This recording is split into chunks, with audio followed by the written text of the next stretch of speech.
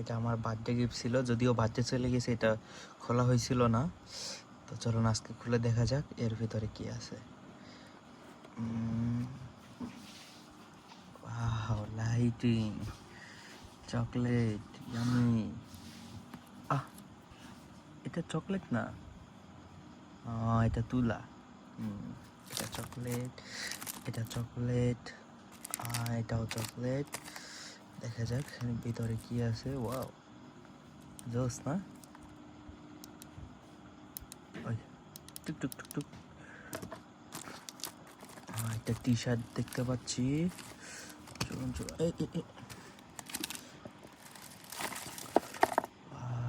একটা T shirt, chocolate, এগুলা।